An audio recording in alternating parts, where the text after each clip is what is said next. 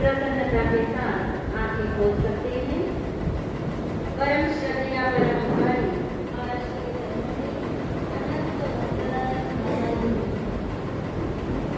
सभी शुद्ध आत्माओं को अनंत वंदन नमन।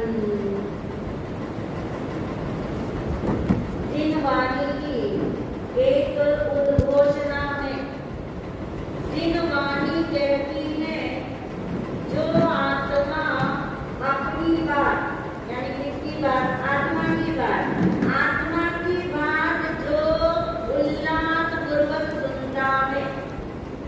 उल्लास समझ रहे हैं आप? नहीं, अपने चेहरे पे उल्लास चेक करिए, क्या औरों को देख रहे हैं आप?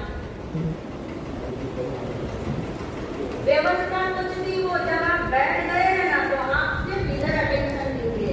आंखें घुमाओगे, गर्दन घुमाओगे, एक व्यक्ति घुमाएगा फिर तो सारे घुमाएंगे और आप क्या करते हो हमें यहाँ से दिख जाता है।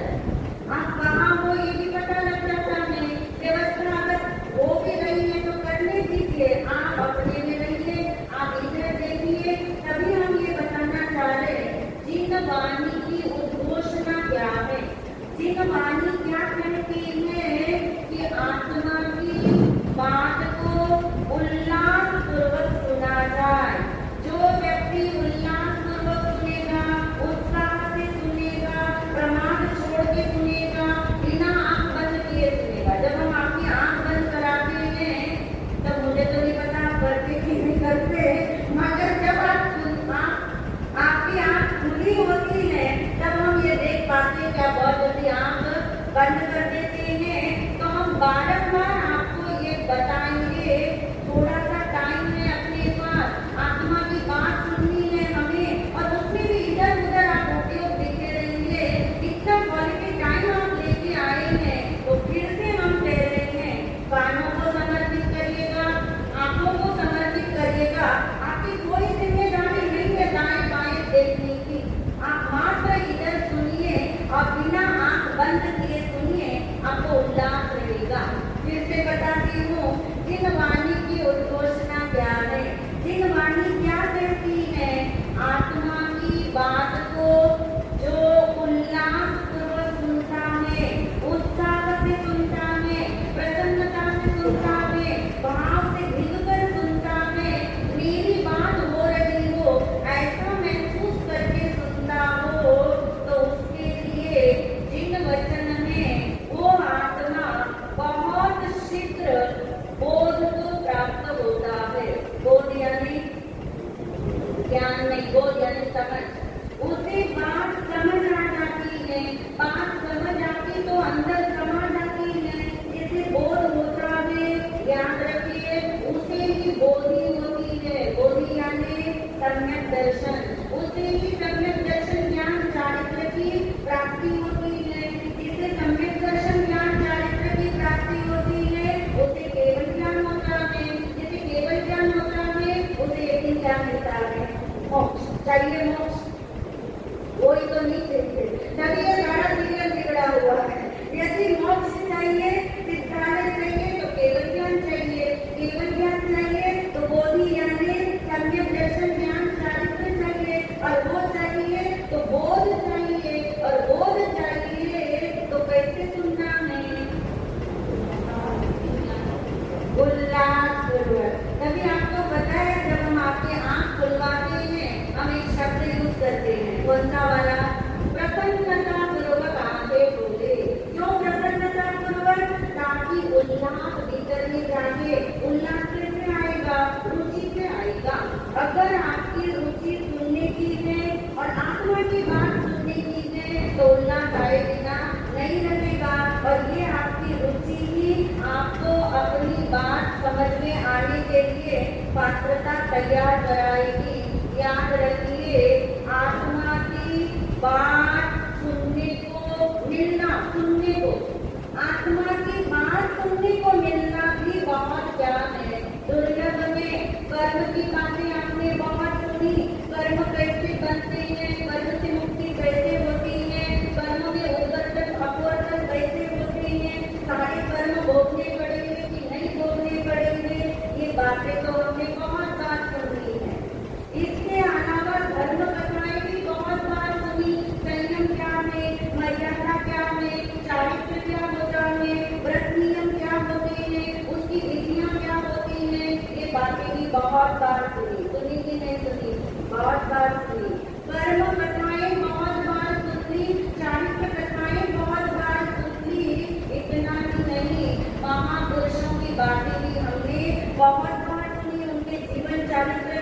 बहुत बार सुने, फिर भी आज तक हमने नहीं सुनी तो कौन सी बात नहीं सुनी, और सुनी तो फिर कैसे सुनी? जैसे आप सुनते हो, आप कहेंगे महाराज तो बहुत ही शिकायत करते हैं हमारे लिए, करेंगे जब तक आप उल्लासपूर्वक नहीं सुनेंगे, प्रमोद अंदर से नहीं जागेगा। आपका आना इतनी मुश्किल से आप आते हो, एक घंटा निकाल के आते हो, तो आपका एक भी समय जाने जाना चाहिए, वेस्ट न जाने जाए, ऐसी जिम्मेदारी के साथ आप सुनेंगे। तो ये आत्मा की बात भी हम पहली बार नहीं सुन रहे। अभी तो आप कहेंगे आपने कहा कि बहुत दुर्लभ है, सुनने को मिलती नहीं है, बाकी सारी कथाएं हमने सुनी है, आत्मा की बात नहीं सुनी। ये भी जिनवानी कहती है आत्मा की बात भी सबने कितनी बार सुनी है, कितनी बार सुनी है आत्मा की बात? अब करिए ना हिम्मत बोलने की, कोई बात नहीं, गलत आ जाए आप डरिए नहीं। कितनी बार सुनी है? जितने आपके जीवन के चतुर्मास हुए उतनी बार तो नहीं सुनी। इस जन्म की तो बात ही छोड़ दो, पिछले जन्मों में भी सुनी कि नहीं सुनी। जिनवानी कहते हैं, ये जिनवानी की उद्घोषणा है, हमारा अपना कुछ नहीं। आत्मा की बात भी इस आत्मा ने, इस जीव ने कितनी बार सुनी है? थोड़ा अनंत पे जोर डाल के बोलिए, भरोसा है तो अनंत बार सुनी है। ऐसे करोगे इस चीज को, पहली बार नहीं सुन रहे आप, पहली बार नहीं सुन रहे, मगर हम चाहते अब की बार ऐसे सुने कि कहा जाए कि नहीं आत्मा की बात क्या लगी है, सुनी है। इसका मतलब क्या हुआ? अनंत बार कहाँ सुनी हमने? कहाँ सुनी अनंत बार आत्मा की बात? समो शरीर में सुनी अनंत बार। ये आत्मा, ये जीव, आपकी आत्मा, हमारी आत्मा अनंत बार कहाँ बैठ के आई है? समो शरण में। मगर वहां भी ऐसे बैठ गए, समो शरण में बैठ के आई ये आत्मा, उत्कृष्ट वक्ता तीर्थंकर परमात्मा की देशना। और वो देशना भी कैसे चलती होगी?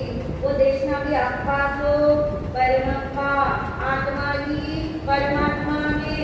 तू अपने को जान, तू अपने को देख, तू अपने को पहचान, तू भी मेरे जैसा है। ये सब देशना किसकी है? परमात्मा की है, तीर्थंकर भगवान की है। और ये हमने अनंत बार सुनी। अब दो बातें विरोधी चल रही है। एक बार हम कह रहे हैं कि बहुत दुर्लभ है सुनने को मिलना, और एक तरफ हम कह रहे हैं कि अनंत बार सुनी। इसका मतलब सुनने में अंतर में सुना हुआ कब सुना हुआ कहलाता है, और सुना हुआ कब अनसुना हो जाता है। एग्जाम्पल लीजिए, आप बैठे अपने घर के अंदर, आपका पोता या आपका बेटा थोड़ी सी दूरी पे बैठा है, मोबाइल हाथ में है, क्योंकि बेटा है, पोता है, तो हाथ में तो क्या है? मोबाइल तो वही है। और वो टक कर रहा है, कुछ देख रहा है, कुछ मैसेज कर रहा है, और आपने कहा बेटा जरा पानी लाना। एक बार बोला, आपको लगा उसने सुना नहीं होगा, आपने दोबारा बोला, और आपने जब तिबारा बोला तो आपने बोला बेटा सुन नहीं रहा है क्या? अब वो क्या बोलेगा? वो सुन रहा है कि नहीं सुन रहा? वो सुन रहा है, वो सुन रहा है। उसने भी ये कहा पापा मैं सुन रहा हूँ। बोले तो सुन नहीं रहा, मैंने क्या कहा है? और वो कहता है मैंने सुन लिया, आप क्या कहते हो? समझ आ रही है आपको? पॉइंट पकड़ में आ रहा है? भगवान ने अनंत बार आत्मा की बात सुनाई, शास्त्रों में अनंत बार आत्मा की बात पढ़ी, गुरुओं ने अनंत बार आत्मा की बात समझाने का प्रयास किया, मगर हमारा सुनना कैसा सुनना चल रहा है? आप कहिए हम तो सब कुछ छोड़ के आए हैं, हम तो सब कुछ छोड़ के आए हैं, मगर रुचि पूर्वक नहीं सुना तो कुछ नहीं सुना, उल्लास पूर्वक नहीं सुना तो कुछ नहीं सुना। जो लोग कहते हमें याद नहीं रहता, उसका कारण ही यही है, उल्लास पूर्वक नहीं सुना, जिज्ञासा पूर्वक नहीं सुना, रुचि पूर्वक नहीं सुना। जो बात आप रुचि से सुनते हो, आपको पता लगे कोई दो व्यक्ति एक कोने में मेरी बात कर रहे हैं, फिर कितना ध्यान से सुनता है, कान से नहीं भी सुनता हो तो सुन जाता है। सामने वाला सोचता है इनको ऊंचा सुनता है, हम इनके बारे में कुछ भी और तब आप नोट करते उनको बराबर सुनता है। क्यों सुनता है? उनको रुचि है किसके बारे में? अपनी मेरी क्या बात हो रही है, मेरी क्या बात हो रही है। दीवार के साथ भी कान लगा के सुनते हो आप कि कहीं मेरी बात तो नहीं हो रही। और यहाँ पे भगवान से कहा तेरी बात हो रही, आत्मा की बात, किसकी बात है? मेरी बात है। तो वो उल्लास कहाँ आता है? वो उल्लास नहीं है, वो उत्साह नहीं है, वो प्रसन्नता नहीं है। तो फिर कितनी भी बार सुन लो, अनंत बार सुन लो, अंदर में समाने वाला नहीं है। वो बेटा कहता है कि पापा मैंने सुन लिया, और पापा कहते बेटा तूने नहीं सुना। कौन राइट है कौन रॉन्ग है? कौन राइट है कौन रॉन्ग है? दोनों राइट है। वो कह रहा है कि मैंने सुन लिया।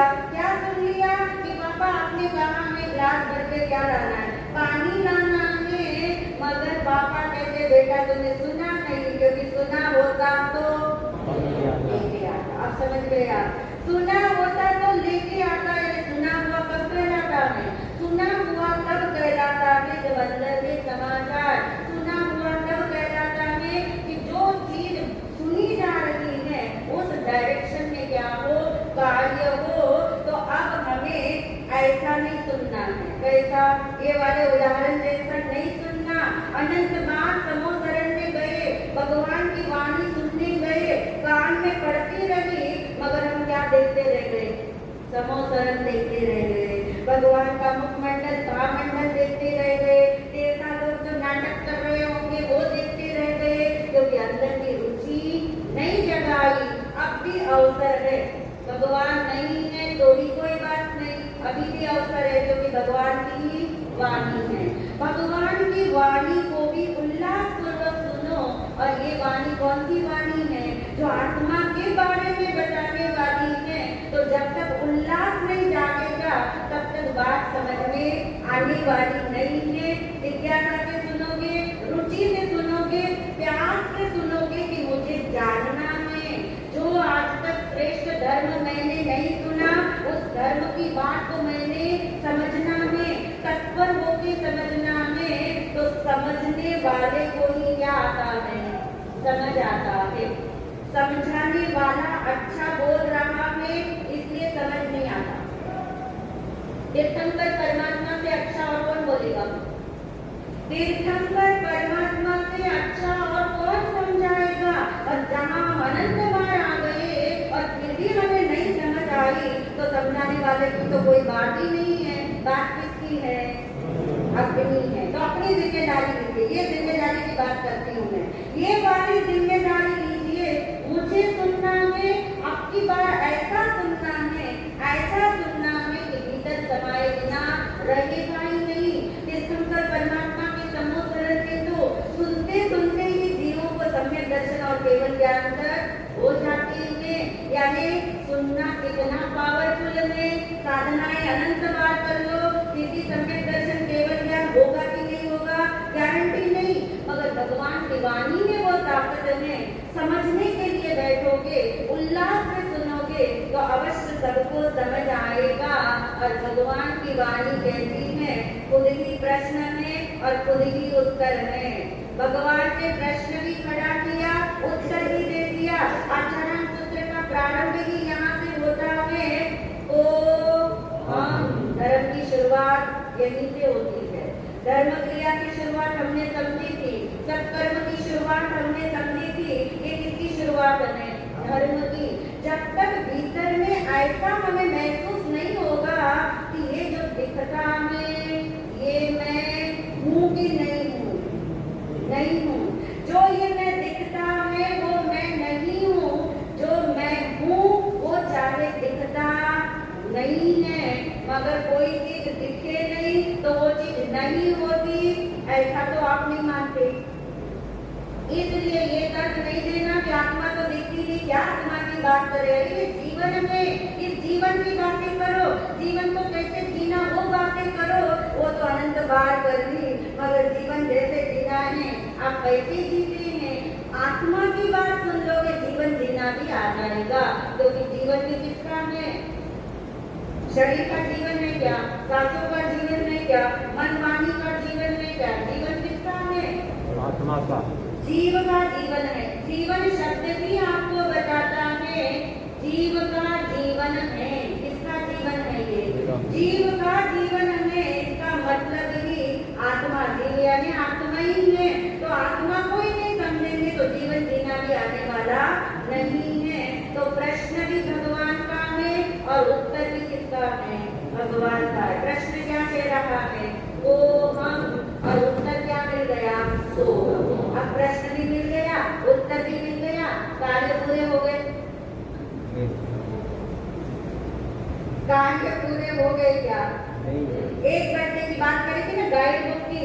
बच्चे ने प्रश्न भी देख लिया, बच्चे ने उत्तर भी देख लिया, कार्य पूरा हो गया उसका। पास मिलेगा वो, मार्क्स मिलेंगे उसे, प्रोग्रेस करेगा वो, नहीं कर सकेगा, नहीं कर सकेगा ना। बस यही बात है। ओ हम, ये प्रश्न भगवान ने दिया, उत्तर भी भगवान ने दे दिया। तो हम, अब हमारी जिम्मेदारी क्या रह गई? क्या रह गई? कि यह जो भगवान ने बताया है वैसा मैं हूँ या नहीं हूँ, इसका निर्णय करना। और निर्णय किससे करना? लॉजिक से करना। निर्णय प्रैक्टिकल में, निर्णय प्रज्ञा से होते हैं, निर्णय तर्क से होते हैं, बुद्धि से होते हैं। जैनिज्म की भाषा में कहे तो क्षयोक्षम ज्ञान से क्या होते हैं? निर्णय होते हैं। तो सो हम का मीनिंग क्या है? पहले मीनिंग समझ लेते हैं। तो हम का मीनिंग क्या है? आपको तो पता है, रोज आप कौन सोम करते होंगे। तो हम का मीनिंग क्या? बताइए, कोई घबराइए मत, जो आता है जो मालूम है वो बताइए। जैसे सिद्ध परमात्मा वैसा मैं हूँ। जैसे कौन है? परमात्मा है। जैसे भगवान है वैसा ही क्या है? मैं हूँ। सो यानी वह, अहम यानी मैं। वे भगवान जैसे हैं। भगवान ने क्या बता दिया? ओहम यानी तू कौन है? तू किसके जैसा है? तू भी भगवान जैसा है, तू भी मेरे जैसा है। कौन से भगवान ने बताया? तीर्थंकर परमात्मा ने बताया, आर्यन भगवान ने बताया कि तू कैसा है? मेरे जैसा है, यानी तू भगवान जैसा है। और आप जानती हैं भगवान भी कितनी तरह के हैं। भगवान पूछ रही हूँ, आप जिन्हें भगवान मानते हैं उनकी बात नहीं कर रहे। आप किसे भगवान मानते हैं? कोई देवी देवताओं को भगवान मानता है, किसी के लिए पद्मावती माता भगवान है, किसी के लिए वैष्णो देवी माता भगवान है, किसी के लिए ब्रह्मा विष्णु महेश भगवान होंगे, किसी के लिए धर्मेंद्र पद्मावती भगवान होंगे। उस भगवान की बात नहीं कर रही, आपके मानने वाले नहीं। भगवान कितनी तरह के हैं? कौन है आपके भगवान? अरिहंत और सिद्ध भगवान। सो हम यानी मैं भगवान जैसा हूँ। तो भगवान तो दो तरह के हैं। तो मैं अरिहंत परमात्मा जैसा हूँ या मैं सिद्ध परमात्मा जैसा हूँ? कौन से भगवान जैसा हूँ मैं? दोनों जैसा। देखिए, जब चॉइस करनी होगी तो एक का चुनाव करना पड़ेगा आपको। अरिहंत परमात्मा जैसे हो आप कि सिद्ध परमात्मा जैसे। तो हम जब आप बोलते हो तब आप क्या समझते हो? क्या भाव भाषित करते हो? किसके समान हो आप? वर्तमान में अरिहंत सिद्ध भगवान जैसे। बता कौन रहे हैं? अरिहंत परमात्मा। सिद्ध परमात्मा तो बताने आएंगे नहीं। सिद्ध परमात्मा बताने नहीं आएंगे क्योंकि उनके शरीर नहीं है। शरीर नहीं है क्योंकि उनके कर्म नहीं है। कर्म नहीं है क्योंकि उनके राग द्वेष नहीं है। ये तीन बातें तो पक्के से याद रखना। सिद्ध भगवान के पास क्या क्या नहीं है? कर्म नहीं है, काया नहीं है, मोह माया नहीं है। ऐसे इसी वर्ड में याद रखो। मैं सिद्ध भगवान जैसा हूँ, ये किसने बता दिया? अरिहंत परमात्मा ने। इसलिए आगे का शब्द दिया ओहम, यानी मैं कौन हूँ? सो हम, जैसे भगवान है वैसा मैं हूँ। मगर कौन से भगवान? तो आगे एक शब्द और दिया, सिद्धो हम। बोल के देखिए। आप उत्साहपूर्वक सुनना है। जो कहते हो कि हमें सुनते सुनते नींद आ जाती है, उनका कारण ही यही है कि जिम्मेदारी से नहीं बैठे, प्रसन्नता से नहीं बैठे। मेरी बात हो रही है ऐसा समझ के बैठोगे तो सबको समझ में आने ही वाला है। मैं भगवान जैसा हूँ, यानी कौन से भगवान भगवान। सिद्ध भगवान से बड़े कोई भगवान है? आर्यन भगवान से बड़े कोई भगवान है? आर्यन परमात्मा से बड़े तो सिद्ध भगवान है कि नहीं? सिद्ध भगवान बड़े हैं, आर्यन भगवान उनसे छोटे हैं। किस मामले में? क्योंकि उनके पास अभी 4 कर्म शेष हैं, अभी शरीर उनके पास शेष है। केवल ज्ञान आदि में सब समान है, मगर आर्यन सिद्ध परमात्मा में भी तो क्या है? अंतर है। सिद्ध भगवान सबसे बड़े हैं, उत्कृष्ट हैं, सर्वोत्कृष्ट हैं, और भगवान ने बता दिया तो किसके समान है? सिद्ध भगवान जैसा है। सुन के लगता है क्या आपको मैं सिद्ध भगवान जैसा हूँ? अब लगने की बात, जो भगवान ने कहा वो यह मैच होना चाहिए, जो भगवान ने कहा वो मुझे मानने में आना चाहिए। सिर्फ भगवान ने कहा और मैं मान लूँ तो याद रखिए ये विश्वास का विषय नहीं है। बाहर की दुनिया विश्वास से चलती है, अंदर की दुनिया विचार से चलती है। अगर आप उल्टा जियोगे ना, बाहर की दुनिया में विचार यूज करोगे, आपके रिश्ते नाते नहीं चलेंगे, आपके पारिवारिक जीवन नहीं चलेगा, आपका सामाजिक जीवन नहीं चलेगा। आप अपने बेटे को बोलो कि ये तेरी मम्मी है, मैं तेरा पापा हूँ, और वो बेटा कहे कि मैं विचार करके मानूंगा। कोई भी बेटा नहीं करता तर्क, ये वहाँ बिना तर्क के दुनिया चलती है। बाहर की सारी दुनिया बिना तर्क के चलती है, यानी विश्वास से चलती है। पर हमने उल्टा माना है हमेशा। क्या मानते उल्टा? अरे धर्म की बात है, विश्वास तो करना ही पड़ेगा। भगवान ने बताया है विश्वास तो करना पड़ेगा। भगवान खुद कहते हैं जो मैं कहता हूँ उसे तू सुनने के बाद तेरे विचार से उसका निर्णय कर, अपने साथ मैच कर, और फिर तू ये बोल कि सिद्धो मैंने बता दिया तुझे, तू सिद्ध भगवान जैसा है। मगर तू कब मानना इस बात को? अपने तर्क से मानना, अपने विचार से मानना। विश्वास कर लोगे तो आज तक विश्वास ही करते आए और इसलिए काम नहीं बना। विचार करना पड़ेगा, विचार करना पड़ेगा, क्योंकि हर चीज लॉजिक के साथ है, यहाँ तर्क के साथ है, विश्वास के साथ नहीं। किसके साथ है? तर्क और लॉजिक के साथ। आप नहीं देखते गौतम स्वामी जी 4 ज्ञान के धारी थे, कितने प्रश्न उनके भीतर में जागृत होते थे चिंतन के बाद। जब भगवान से पूछते थे भगवान उत्तर दे देते थे एज इट इज, तो गौतम स्वामी जी ने भी नहीं माना, एज इट इज नहीं माना उन्होंने। क्या पूछते थे उसके बाद वे? भगवान जो आपने उत्तर दिया है वो मैंने सुन लिया, पर भगवान आगे का प्रश्न है केनठेनं भन्ते, यानी हे भन्ते ऐसा क्यों है? हर चीज का क्यों उन्होंने पूछा, और इसलिए वे केवल ज्ञान तक पहुंच गए। और हम किसी चीज का क्यों? क्योंकि जिम्मेदारी कौन ले? तर्क करने के लिए चिंतन की जिम्मेदारी तो खुद की लेनी पड़ेगी। प्रश्न भी उसी के भीतर जागता है जिसके भीतर चिंतन घटित होता हो। चिंतन ही नहीं है, हम सिर्फ सुनने के लिए बैठेंगे तो ये आत्मदृष्टि चतुर्मास सफल नहीं होगा। सुनना भी जरूरी है नंबर 1 पे, मगर सुनते ही नहीं रहना है। सुनने के बाद याद भी रखना है, चिंतन भी करना है। जितना आप चिंतन करोगे आपके निर्णय क्या होते जाएंगे? पक्के होते जाएंगे।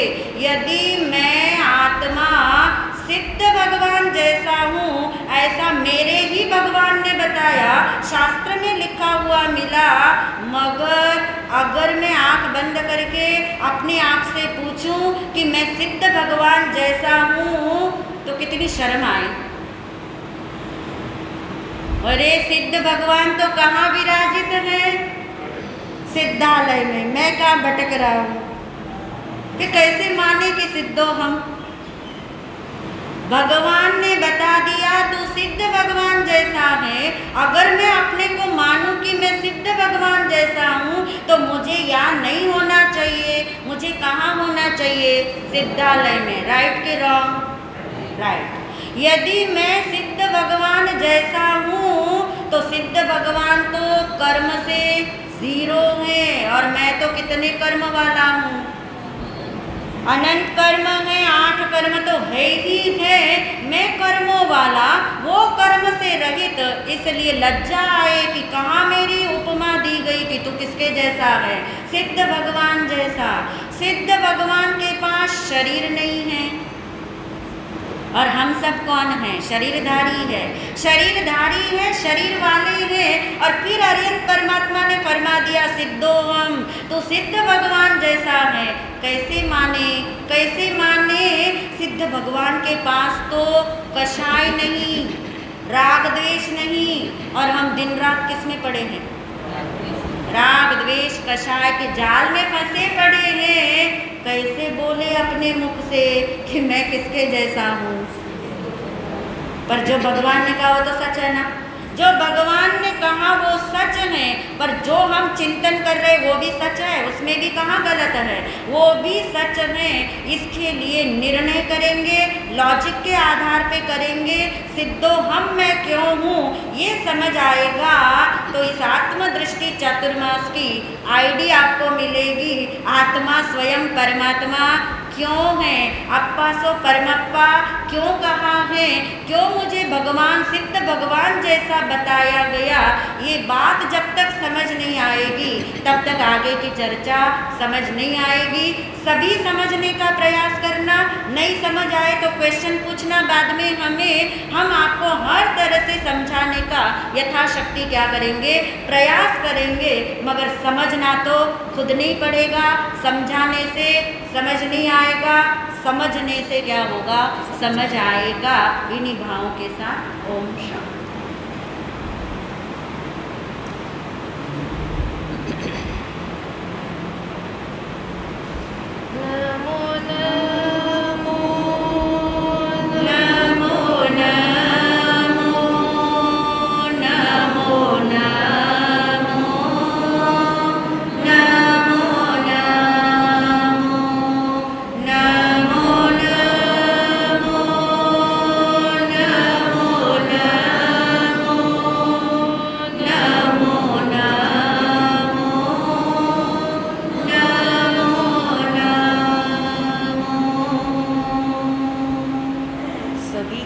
शुद्धात्मा को अनंत वंदन नमन।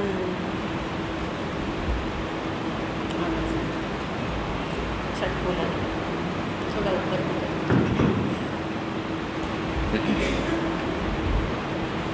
अभी तक आपने जो सुना, जो समझ में आया, जितना समझ में आया उसको एक निर्णयात्मक एक मैच द फॉलोइंग के द्वारा समझेंगे।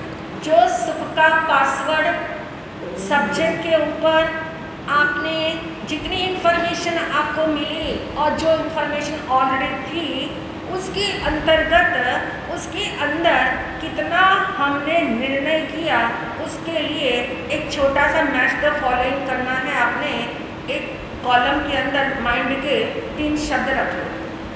माइंड के एक कॉलम में कॉलम नंबर 1 उसके अंदर 3 शब्द है। पहला शब्द है सुख, दूसरा शब्द सादा, तीसरा शब्द है दुख।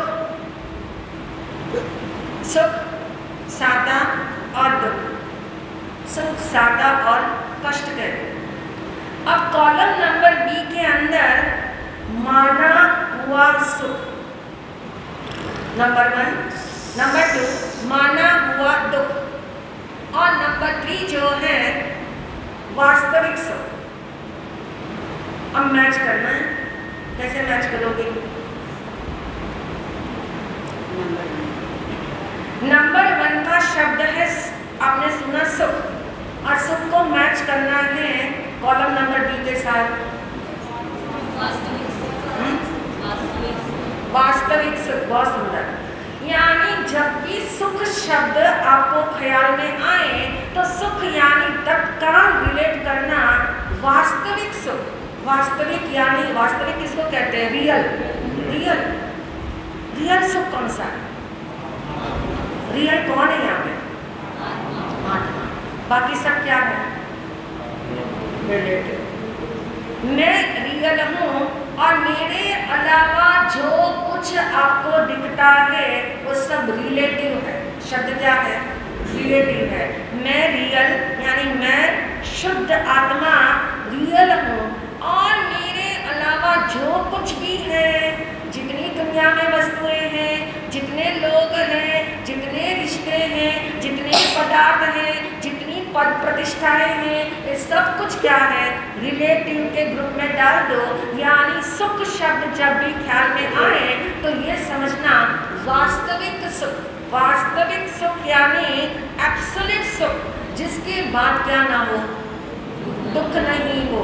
सुख उसका नाम है जिसके पीछे दुख ना आता हो। सुख उसका नाम है जिसको जो हमेशा रहता हो, जो कहते हैं जाता ही ना हो, जो आता भी ना हो और जो जाता भी ना हो, उसका नाम सुख है।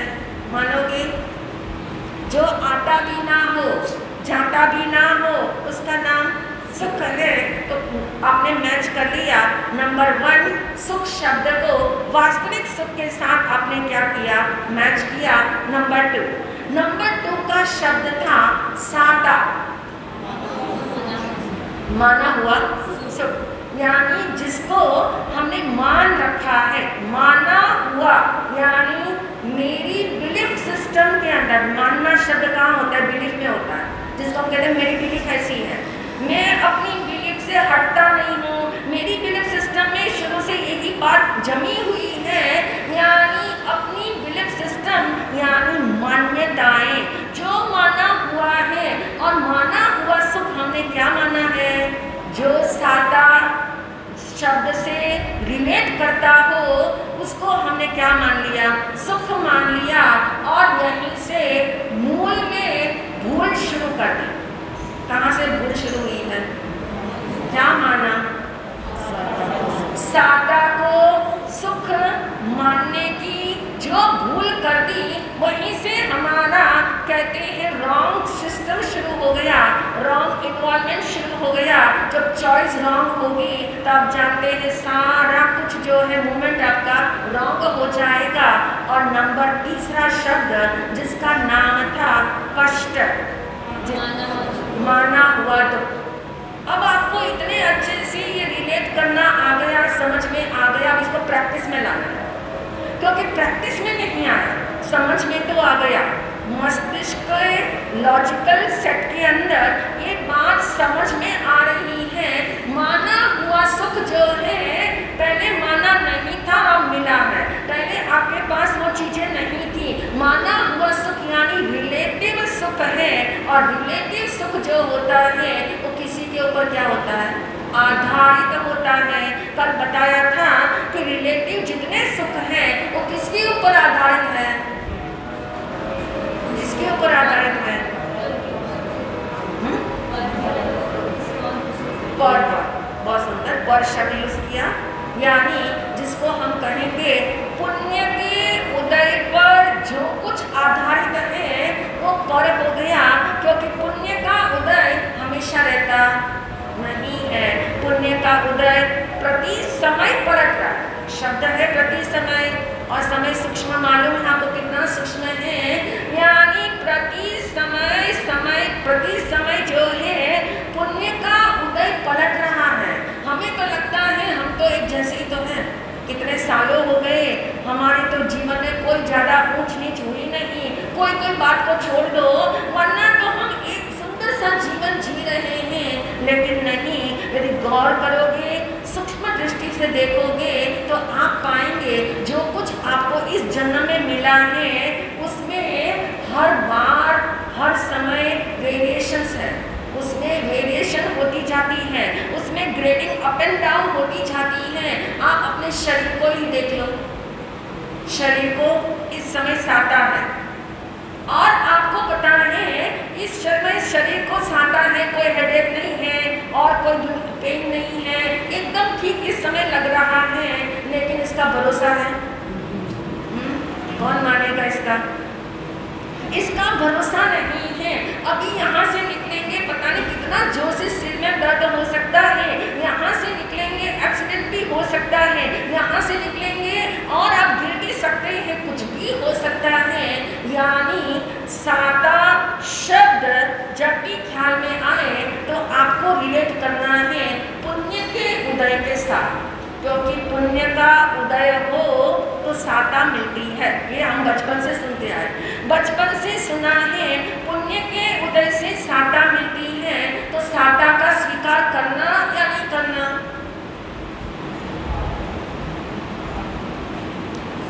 पुण्य के उदय से साता मिल रही है तो साता का वेलकम करना या नहीं करना?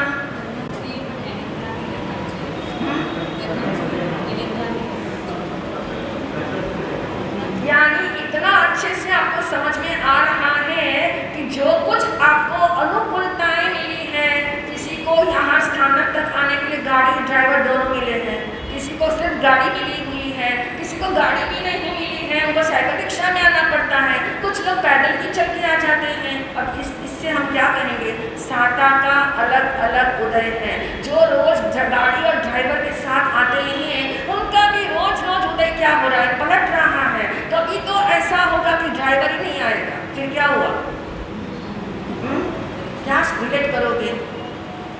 उस समय ये समझ में आए कि ये साता पुण्य के पलटने पर चलता है, ये निरंतर चक्र चल रहा है, ये निरंतर उदय का क्रम जो है वो पलट रहा है।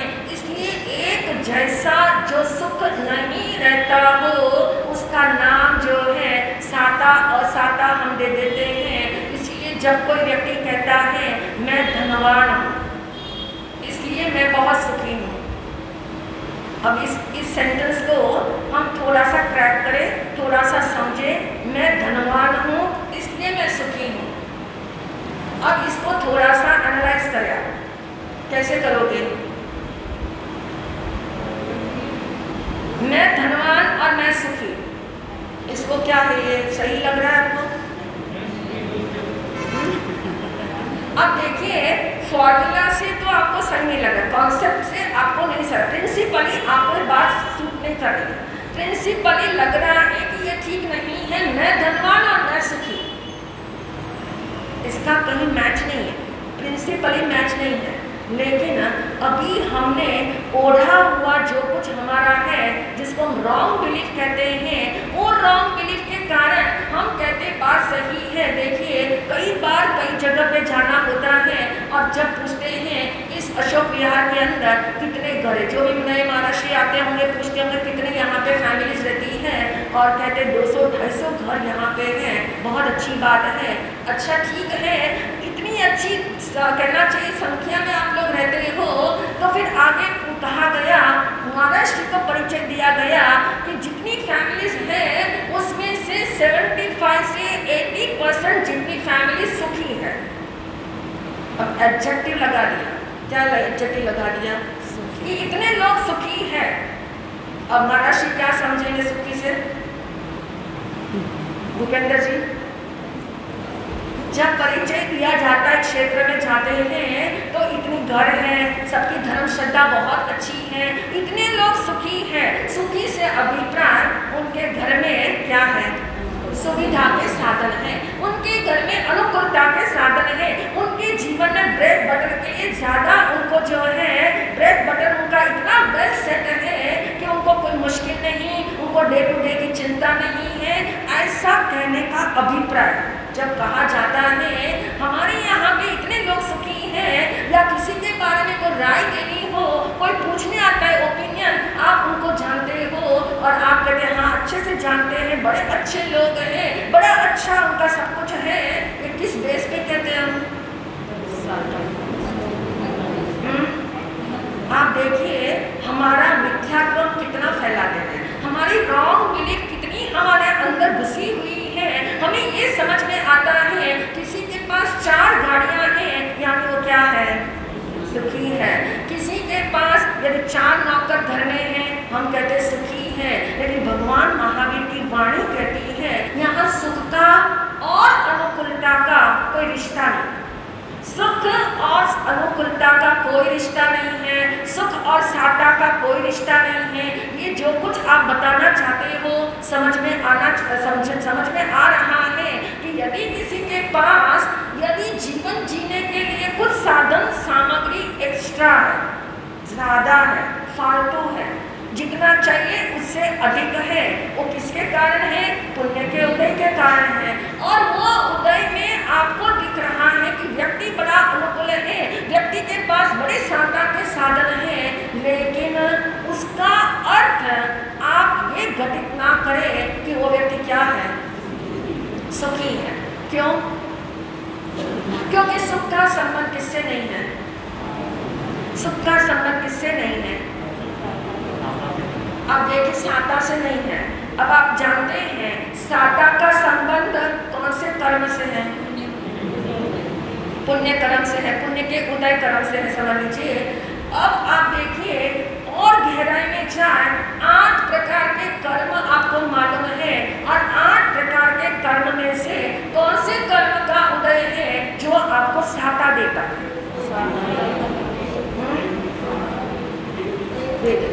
जिसका नाम क्या है?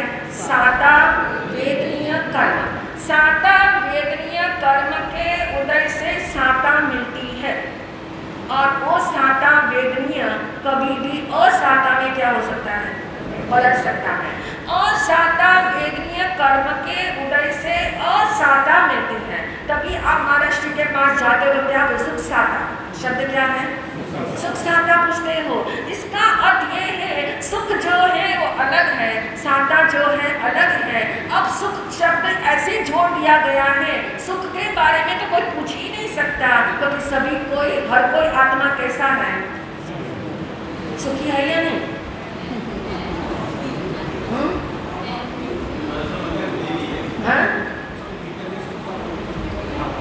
हाँ, यानी ये समझ में आए कि साता शब्द अनुकूलता वाला शब्द, अनुकूलताओं का जितना कनेक्शन है वो कनेक्शन बाहर से, बाहर से जो मिलता है वो बाहर ही रहता है। ये एक नियम है, ये एक पक्का नियम है कि जो चीजें बाहर से मिलती हैं वो बाहर ही रहती हैं, उसका भीतर में प्रवेश नहीं होता। आपके घर में बहुत साता के सामान है, बहुत साता की सामग्री है, बहुत सारे लोग आपके इर्द गिर्द हैं, साता उपजाने वाले लोग भी आपके इर्द गिर्द हैं, लेकिन किसी का भी प्रवेश किसके अंदर नहीं है? मेरी आत्मा में नहीं है। किसी का भी प्रवेश मुझ में नहीं होता, क्योंकि बाहर से मिलने वाला सुख यानी साता वेदनीय कर्म का जो फल मिल रहा है वो बाहर से मिल रहा है, वो बाहर ही रहता है, वो अंदर आता नहीं है। तो सिद्धांत पक्का कर लो कि जब भी साता अपने को मिलती हो, खुद स्वयं को करना, अपने से मिलती हो, तो ये बात पक्की करने के लिए कहो कि साता का उदय चल रहा है, ये सुख नहीं। क्या कहोगे? धारणा पक्की करनी पड़ेगी। जिस साता को हमें सुख मानने की धारणा इतनी पक्की कर ली है, अनादि अनंत काल बीत गया, हर जन्म में यही काम हमने किया, साता को हमने सुख का लेबल दिया और हम जो है उसी के पीछे लग गए। जो साता उपजाने वाली सामग्री है, जो साता जिस किसी व्यक्ति से मिल सकती है, उसको पकड़ने में लग गए। और भगवान महावीर कहते हैं साता का कनेक्शन जो है वो साता वेदनीय कर्म के उदय से है, और असाता वेदनीय कर्म के उदय से क्या मिलता है? कष्ट मिलता है, प्रतिकूलता मिलती है, जो नहीं चाहते हैं वो सब मिल जाता है। वो सब जो है वो सब कैसा है? असाता, कष्ट वाला है। अब समझ में ये आए कि एक है असाता और एक है साता। असाता वेदनीय कर्म के उदय से मिलता है, और साता वेदनीय कर्म के उदय से मिलता है। अब नेक्स्ट पॉइंट ये है, मैं धनवान और मैं सुखी। धनवान को सुखी मानने की जो भूल हो रही, प्रतिष्ठावान को सुखी मानने की भूल हो रही है, रूपवान को सुखी मानने की भूल हो रही है। अब आप देखिए इस भूल को हमें सुधारना, क्योंकि भूल चलती आ रही है, ये भूल चलती आ रही है। इस भूल को कभी हमने भूल समझा ही नहीं है, ये मूल की भूल है। ये हमारे कहना चाहिए साधना का जो धरातल है, जो उसकी नींव है, उस नींव की भूल है। और नींव की भूल ये कहती है कि हमने जो है, जो मिला, जैसा मिला उसके साथ साथ हमने मैं बना कर लिया, उसको क्या मान लिया? मैं बना। यानी जो साता मिला, साता मिली, उसको हमने सुख माना। वो कौन से कर्म के उदय से?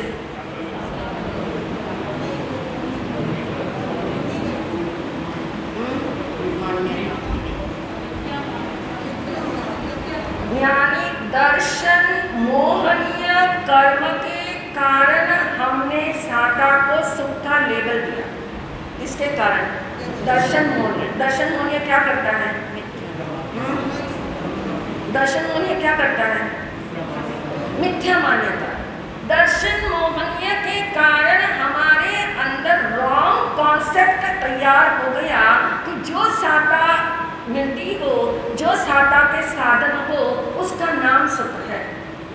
ये हमारी भूल हो गई और इस भूल को हमने कभी करेक्ट नहीं किया और भूल चलती आ रही। वो भूल रिपीट हो रही है, हर जन्म में रिपीट हो रही है। और आप जानते अच्छे से ये भूल जो है ये मूल की भूल है और इस मूल की भूल को सुधारना है तो आपने काम किसके ऊपर करना है? साधना किसके लिए करनी है? साता को असाता में बदल नहीं सकते हम, असाता को साता में बदल नहीं सकते हम। तो हम क्या कर सकते हैं? हम क्या कर सकते हैं अंशुल? हम क्या कर सकते हैं? हम इतना कर सकते हैं कि जो साता मिलती है उसको सुख न मानो। उसको सुख नहीं मानोगे तो रियल सुख जो है उस तरफ तुम्हारा ध्यान जाएगा, उस तरफ जाने का मन करेगा। जैसे एक व्यक्ति ने अपने मित्र को कहा मैं एक ताजमहल बनाना चाहता हूँ। आपके लिए होमवर्क है, ध्यान से सुनना। मैं एक ताजमहल बनाना चाहता हूँ लेकिन मुझे कोई मुमताज नहीं मिली। मुझे मुमताज मिल जाए तो मैं जो हूँ एक ताजमहल बनाना चाहता हूँ। ये सुनकर मित्र हंस पड़ा और उसने कहा मैं भी तेरी तरह एक ताजमहल बनाना चाहता हूँ लेकिन मेरी मुमताज नहीं मरती। मुमताज मरे तो ताजमहल बने। अब इस बात को जरा घुमा देना, 360 डिग्री से घुमा लेना। जो अपना सब्जेक्ट चल रहा है उसके ऊपर घुमा देना कि कौन सी मुमताज एक मिलती नहीं और कौन सी मुमताज जो मरती नहीं। उसके अंदर हमें अपना चिंतन कर लेना है और वो चिंतन हमें दिशा बताएगा, वो चिंतन हमें स्पष्ट कर देगा, वास्तविकता बता देगा। और वो वास्तविकता जब समझ में आ जाएगी कि साता अलग है और सुख अलग है, उन्हीं भावों के साथ पहुँच। आज की तपस्या का दिन है आपका रस परित्याग। नाम भी याद रख रहे हैं आप साथ साथ। पहला तप था अनशन, दूसरा था गुणोदरी, तीसरा कल था वृत्ति संक्षेप, आज है चौथा तप जिसका नाम है रस परित्याग। रस कहते विगय को। विगय शब्द आपने सुना है। 5 चीजें इकट्ठी खाओगे तो विकृति पैदा होती है, तबीयत खराब हो जाती है।